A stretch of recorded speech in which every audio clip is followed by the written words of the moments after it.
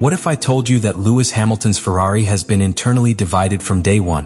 What Frédéric Vasseur discovered just before the GP of the Netherlands, that the car was designed against it. This is not a piloting error.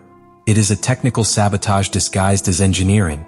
The calm before the storm. Thus the environment could be described in Maranello when Frédéric Vasseur requested a detailed analysis of the structural behavior of the SF25 assigned to Lewis Hamilton. The decision was not accidental. After 3 disappointing races with results below the expected and a general sensation of disconnection between the British pilot and the car, Vasseur knew that something did not square. They were not piloting errors, it was not a lack of motivation. It was something deeper. Something that could not be detected with the naked eye. The first thing he ordered was a complete scan of the chassis under stress simulations and dynamic load. It was there that the first signs of a systematic failure began to appear. Minimum deviations in lateral stiffness levels, especially at monozer anchor points with the front suspension. For the not trained eye, these variations could seem insignificant, but in Formula One, where each millimeter counts, these differences were sufficient to alter the way the car distributed the aerodynamic load in high-speed curves. The SF25 behaved as if it were divided into 2 different entities, a front axle that reacted nervously and a rear axle that responded with a constant delay. This imbalance forced Hamilton to correct his path continuously in each fast curve, creating unusual mental fatigue even for a pilot of his caliber. And it was not a subjective sensation. The data confirmed that each change of direction implied a loss of stability close to 7% with respect to the Leclerc car under similar conditions. That loss translated into crucial tenths by return. But the hardest blow was not the chassis. It was the braking system. When the thermal sensors revealed a difference of up to 80 degrees Celsius between the front and rear axes during the braking, Vasseur understood that the problem was more serious than they imagined. That disparity in temperature not only altered the braking power between both axes, but modified the sensation of the pedal randomly. In some moments, the brake felt spongy. In others, too aggressive. For a pilot who has built his style about the precision in the braking, this was the equivalent of driving with a bandage. The conclusion was devastating. Hamilton was not failing. He was fighting a machine that betrayed him curve after curve. The engineers initially thought it could be a specific configuration issue for each circuit. But when comparing the parameters with those of Leclerc, which shared an almost identical design, a disturbing theory emerged. The SF25 was being interpreted in 2 different ways by each pilot, not by choice but by obligation. What for Leclerc was an aggressive but predictable car, for Hamilton it was a wild creature that mutated with each change of track condition. The finding came just a few days before the Netherlands Grand Prix. And Ferrari's dilemma was brutal. Try to redesign part of the car in record time or risk another career full of frustrations.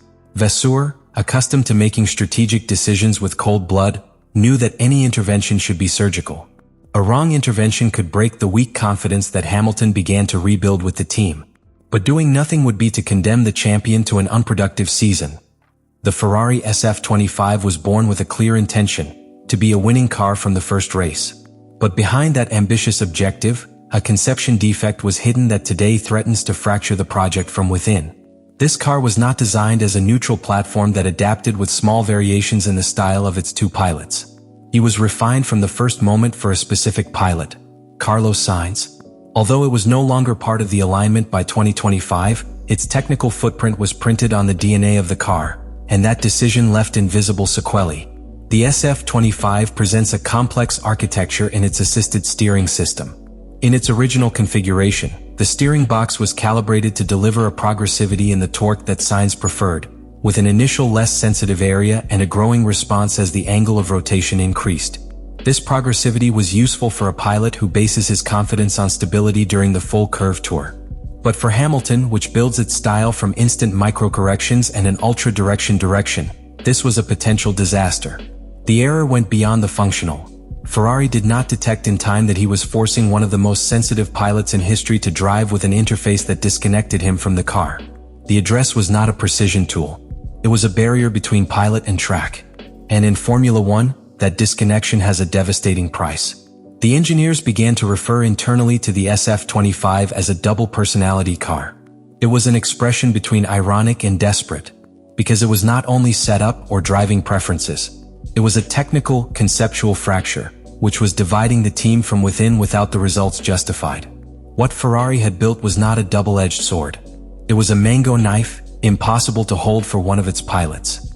And the most disturbing thing is that there was no time to redesign.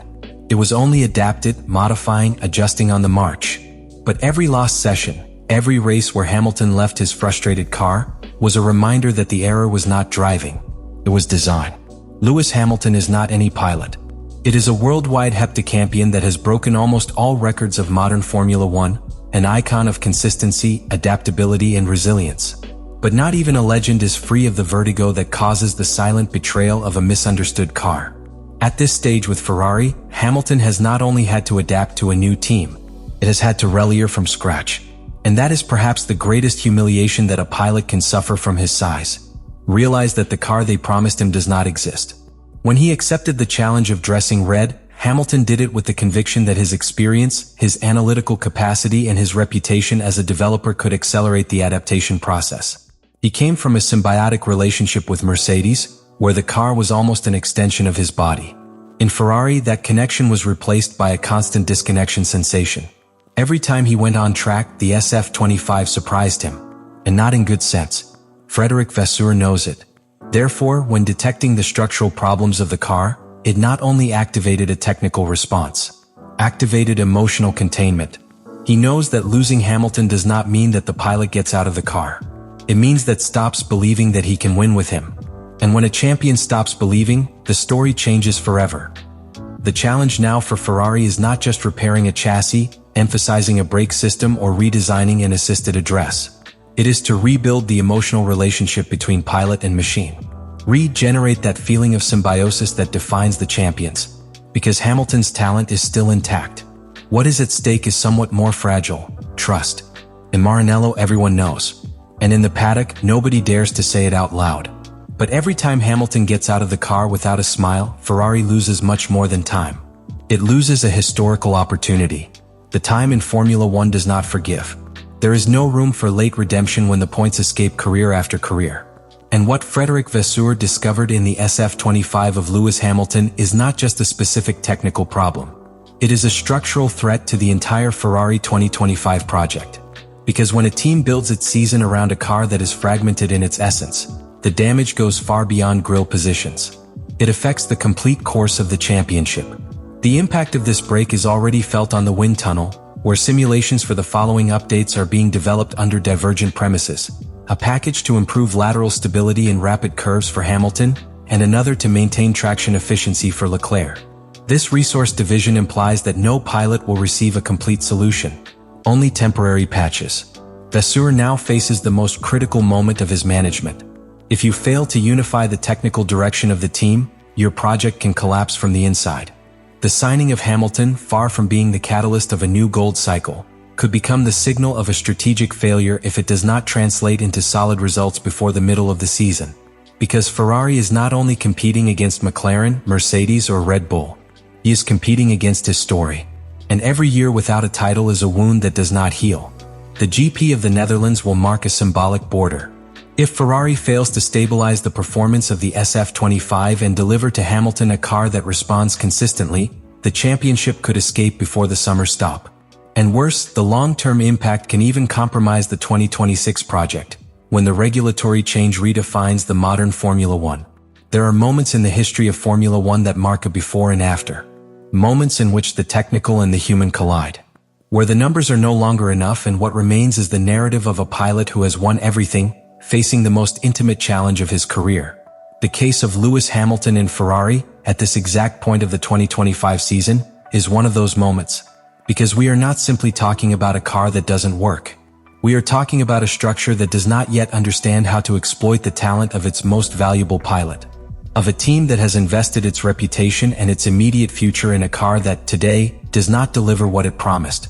And from a man who, despite all titles, despite the entire experience, is facing the need to learn again, to trust again. What is at stake goes far beyond the next Grand Prix. Ferrari is on the tightrope between the renaissance and the collapse. He has in his hands the opportunity to build something big, something historical, but also the risk of repeating errors that have already condemned previous generations of his project. And in the center of everything is Lewis Hamilton, turned not only into a pilot, but into an emotional and technical thermometer of a structure that walks on thin ice. The truth is that, If there is a pilot who has proven to resurface when everything seems lost, that is Hamilton. But history has taught us that even the greatest need an environment that understands them. Let them listen to them. Accompany them. And for now, that environment still does not exist in Maranello.